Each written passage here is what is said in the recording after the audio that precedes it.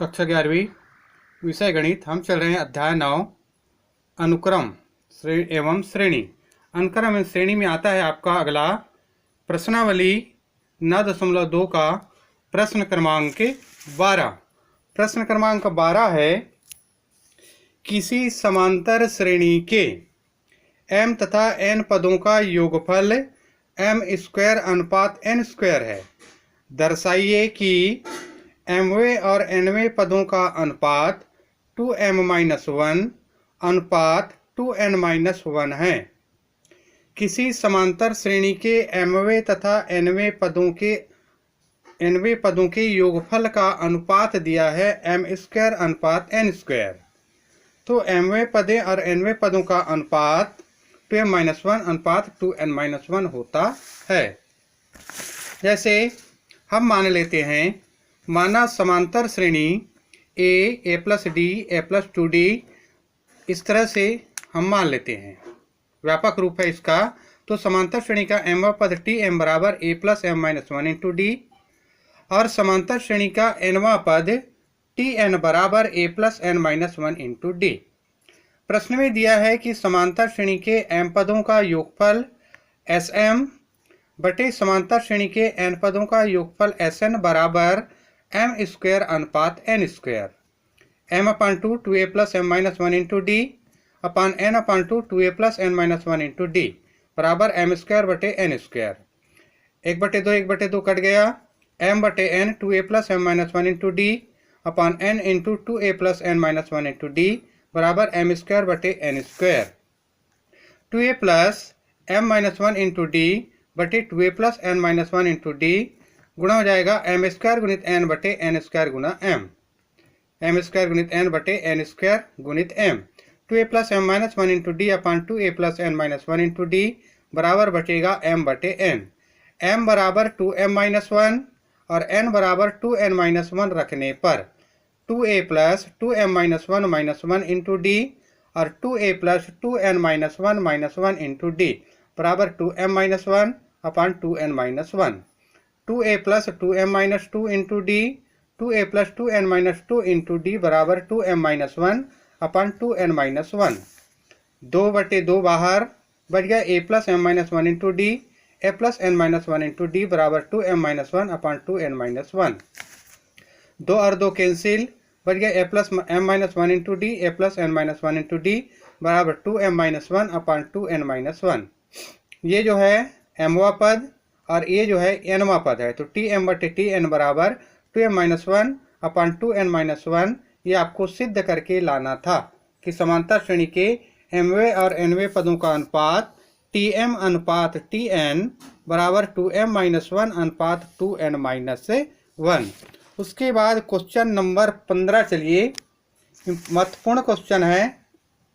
यदि a के घात n धन b के घात n बटे a के घात n-1 प्लस b के घात n-1 a और b के बीच समांतर माध्य हैं, a और b के मध्य समांतर माध्य हैं, तो n का मान ज्ञात कीजिए। a के घात n धन b के घात n बटे a के घात n-1 प्लस b के घात n-1 a और b के समांतर माध्य हैं, तो सिद्ध कीजिए कि साध्य है। तो n का मान ज्ञात कीजिए। हमको मालूम है कि दो राशियों a और b का समांतर माध्य होता है a + b बटे 2। प्रश्न a के घात n धन b के घात n बटे a के घात n-1 प्लस b के घात n-1 बराबर a धन b बटे 2। ये प्रश्न में आपको दिया गया है। तिर्यक गुणा करने पर 2 का गुणा a के घात n 2a के घात n 2b के घात n, a प्लस b का गुणा a के घात n-1 प्लस b के घात n-1, 2 गुणित a के घात n धन 2b के घात n बराबर गुणा कीजिए a का गुणा a के घात n-1 के साथ, फिर b का गुणा b के घात n-1 के साथ, फिर b का गुणा a के घात n-1 के साथ, फिर b का गुणा b के घात n-1 के साथ। चूँकि हमको मालूम है a के घात m गुणित a के घात n बराबर घातांक नियम से a के घात m धन n, 2 गुणित a के घात n धन 2 गुणित b के घात n, तो a का घात हो जाएगा n-1 प्लस 1, धन b का घात हो जाएगा n-1 प्लस 1, a b का घात n-1, b a का घात n-1, 2 a के घात n धन 2b के घात n, तो a के घात n धन b के घात n, धन हो जाएगा a b के घात n-1 धन b a के घात n-1।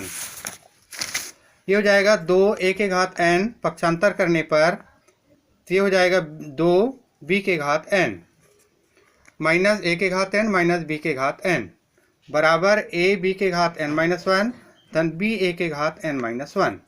तो यहाँ पर घटेगा, 2 में a को घटाएंगे तो a के घात n धन b के घात n, a b के घात n-1 धन b a के घात n-1 का पक्षांतर करने पर a के घात n माइनस b a के घात n-1, a b के घात n-1 माइनस b के घात n, एक इसको और इसको पक्षांतर कर दिया गया। a के घात n-1 प्लस 1 माइनस b के घात n-1, इसको लिखा जा सकता है a के घात n को a के घात n-1, एक और एक कट जाएगा, आखिर बचेगा a के घात n। इसी तरह से a b के घात n-1, b के घात n को लिखा जा सकता है b के घात n-1 प्लस 1, एक और एक कट जाएगा तो b के घात n बचेगा। अब यहाँ पर a के घात n-1 बाहर निकल गया, बच गया a के घात 1 मतलब a माइनस b, b के घात n-1 बाहर निकल गया, बच गया a माइनस b, a के घात n-1 b के घात n-1, a minus b cancel. इसको लिखा जा सकता है a बटे b के घात n-1 बराबर 1, क्योंकि a के घात 0 बराबर होता है 1, तो a बटे b के घात n-1, तो a बटे b के घात हो गया 0। दोनों का आधार बराबर है, घातों की तुलना करने पर n-1 बराबर 0 या n बराबर 1, ये आपको मान याद करके लाना था। उसके बाद आता है क्वेश्चन नंबर आपका 16।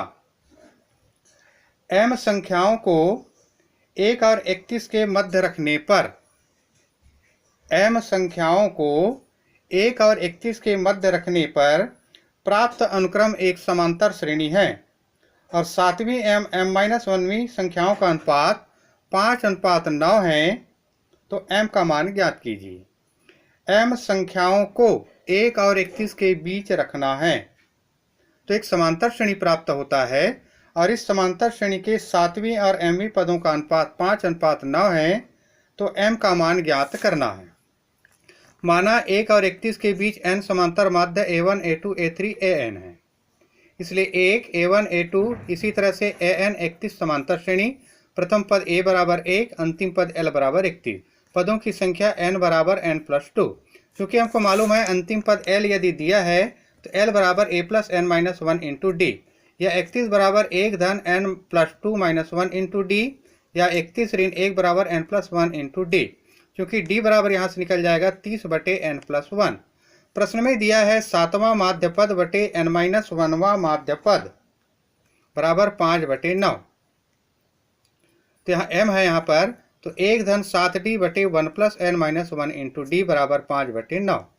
5 तिर्यक गुणा कर दिया गया, 5 धन 5 गुणित n-1 इंटू डी, 9 धन 63d, 9 सत्ते 63, 5 धन 5n-5 इंटू डी, 9 धन 63d, ये हो जाएगा 5n-5d माइनस 63d, पक्षांतर करने पर 9 ऋण 5, d को बाहर निकाल दिया गया, 5n ऋण 5 ऋण 63 बराबर 4, या 5n ऋण 68 गुणित 30 बटे n d का मान n धन 1 बराबर 4, फिर तिर्यक गुणा, तो 5n ऋण 68 गुणा 30 बराबर 4 गुणित n प्लस 1, तो 150n माइनस 2040 बराबर 4n धन 4, 150 ऋण 4n बराबर 4 धन 2040, 146n बराबर 2044, या n बराबर 2044 बटे 146, तो n बराबर हो गया 14, n बराबर 14। ये है क्वेश्चन नंबर 16, n का मान आपको ज्ञात करना था।